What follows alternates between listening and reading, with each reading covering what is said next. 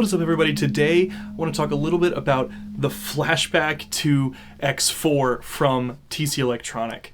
This pedal is so sick. I got it for a really good deal in, you guessed it, the Sweetwater used shop just a couple of weeks ago here, or about a week ago actually, and I am just amazed by the amount of functionality that you get out of this pedal. This pedal, brand new, retails for $229. I paid about $135 because it was listed for $170, and there was a discount in the shop that day, so I got a really good deal on it, and I do not regret it at all. This pedal has so much functionality packed into it that I don't even know if we'll be able to get to everything in this video, but I'm going to try to cover as much of it as I can. So I actually originally picked up by accident the first version of the Flashback X4 that has a lot to it still, but a lot less functionality than the Flashback 2 has.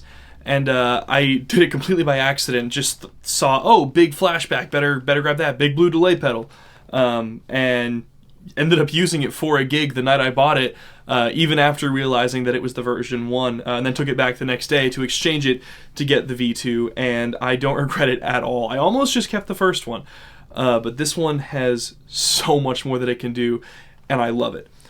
Starting off, this has twice the presets of the first version. So this has, you can see, 4 foot switches total. We have 3 preset switches, and then the tap tempo switch over here, which can also change banks. You have 2 methods of changing banks. You can hold down on the tap tempo switch, or you can use this toggle switch right here, hold it up, and you can see it flashes to the red bank and the green bank.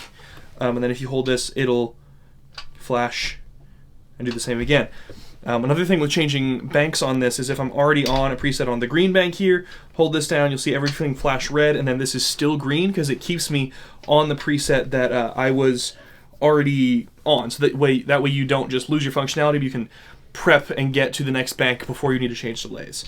So I think that's really cool, really helpful functionality too. We're not going to go through all of the subdivision options because frankly, there's everything. There is a ton of options just right on the pedal, as well as a custom mode that you can get to and use the Tone Print app from TC Electronic to put more stuff on there. But also, it's just subdivisions. I don't feel the need to show you every single one. It just takes the tempo you put on the tap tempo or I guess with the delay knob, and does it at that interval based on it. So subdivisions are pretty self-explanatory, but there are so many different delay modes on this thing. This is so cool. You probably saw in the intro there was a couple of the presets that I use, or at least one of them, and now we're just going to take a look at a whole bunch of these because they're all really, really cool. So we'll look at the presets that I'm using. I have, I think, 5 set up on here. So this first one is just my 8th note delay. We'll tap in there, and we'll go a little faster.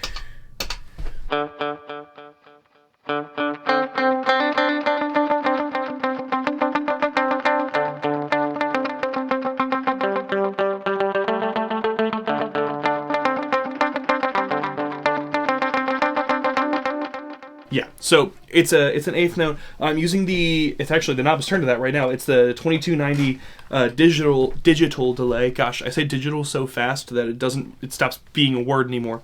But I use the 2290 mode because I like really crisp digital delay for my 8th delay, because I like to play kind of like I just was, right with the delays, because I think that's a really cool way to play. Use that for like some like mission, not intermission, but what's the word I'm looking for? I don't know. We use it for some like upbeat grooves underneath some other stuff that's going on during service, like announcements and things like that. So I really like that sound for the 8th note delay. This is my dotted 8th note setting, which I believe I'm using on the tape setting.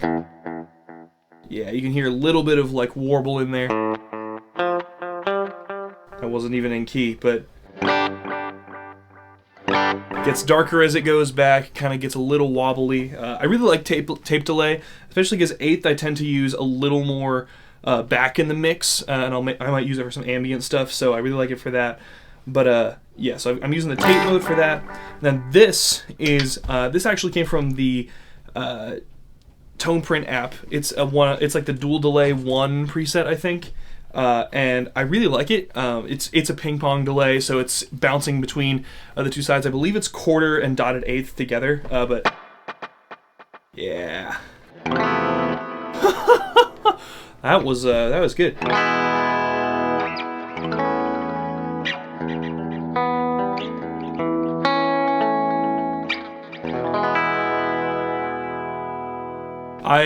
I've been using this preset probably even more than I should be, because I just love it. I love it bouncing back and forth, and I love the 2 delay trails. I think that's really cool. Absolutely love that. And then on the second bank here, I think this is using the Crystal preset, so it's kind of got some octave modulated stuff in the delays.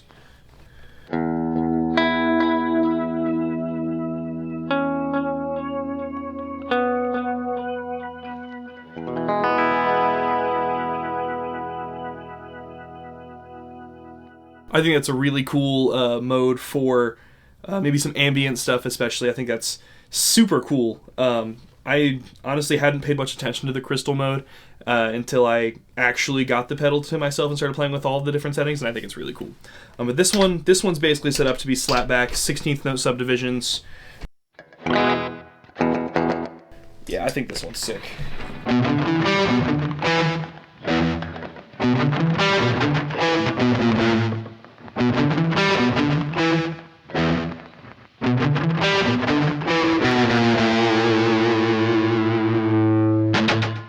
Yeah, a little bit of Colony House. They're my favorite band, so I had to play them.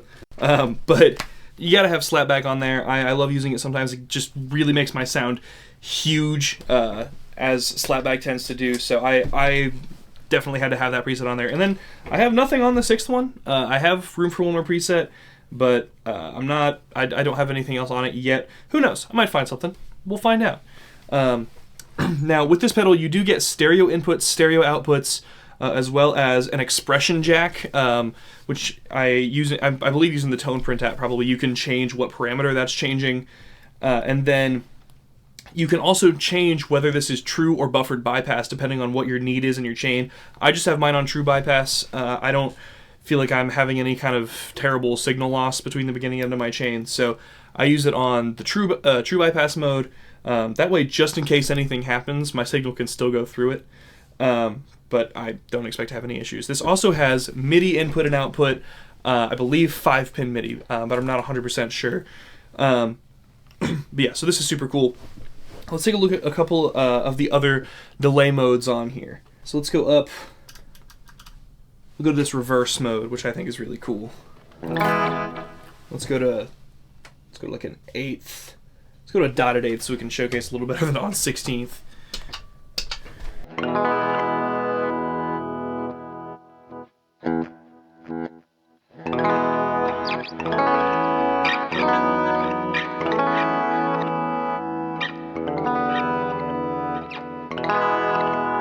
It's weird.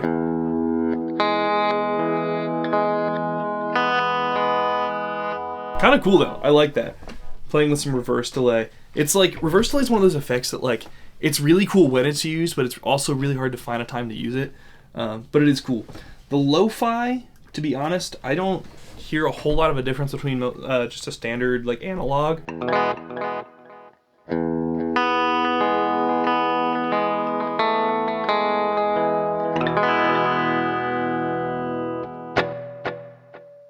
Yeah, there's a lo-fi one.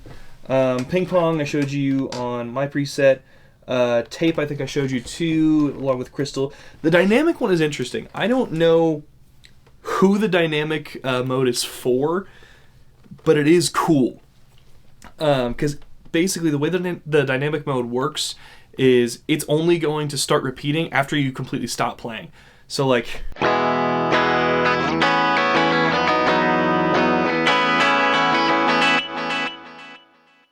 So it keeps going for a second there, after I've stopped playing.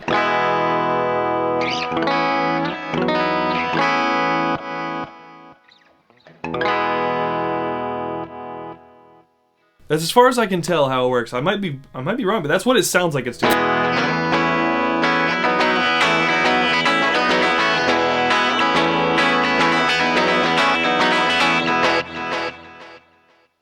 It's kind of cool. I don't know who that's for or what it's really necessary for, but it is there, so do with that what you will. We'll do the regular mode of this first, the 2290. This is just a digital delay. This is what I'm using on that 8th preset, so I think I showed you that already. Let's go over to 8th actually.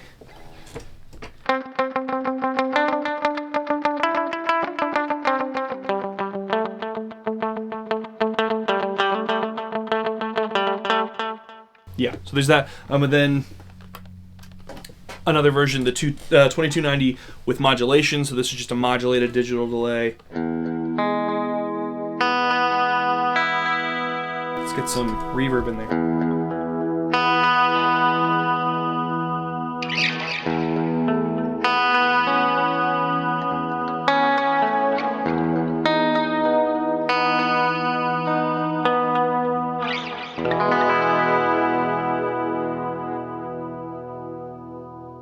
Yeah, I like a little bit of modulation in there. So I think that's really cool, especially for some ambient stuff. Might use that a little bit. We'll see. Maybe that'll fill the 6th preset slot. And then lastly, we have the analog mode, which, you know, is emulating an analog delay.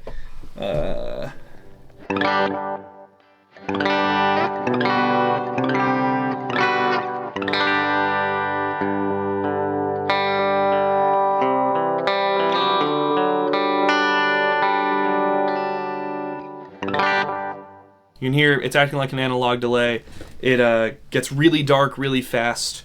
Yeah, sounds like an analog delay. It's really good. Another functionality with this, you'll notice there's a mode up here that says loop. That's because this has the capability of being a 40-second 4-switch looper, which is really cool. So you can use this as a full loop pedal. You'll notice above the pedal, the labeling, above the switches, there's record, the play pause, the play once, and the undo and redo. So if you put it in loop mode, it will act as a 4-switch control looper. Speaking of the switches, there's a really cool thing in this called the mash functionality. And let me go to my main preset, or my dual delay preset. Let's go back to that. So basically what the mash functionality is you can, with the Tone Print app, go into your presets and map these foot switches to do something as you hold them, because these switches are pressure sensitive. So the harder you push down on the switch, the more it's going to affect whatever you set that mash functionality to. And there's a little yellow LED here. I'll just turn my volume off, and you can see it kind of gets brighter the harder I push on the switch.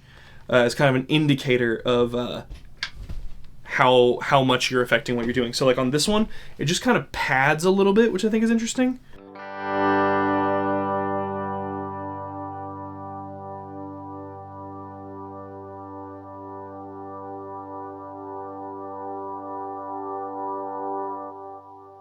And then it stops when I release. But it will get really, really loud if I play my cards right there. It'll just come back really, really loudly. That way, it just kind of gets louder the harder I push on it. But if I just hold it there, it just kind of becomes a little like ambient pad in the background, which can be really cool for swelling into a song rather than just swelling in with your volume pedal. But I think that's really cool. But the thing is, you can make this do so many other things. Like on my 8th delay preset with the digital, it'll just keep playing whatever I've just played last. So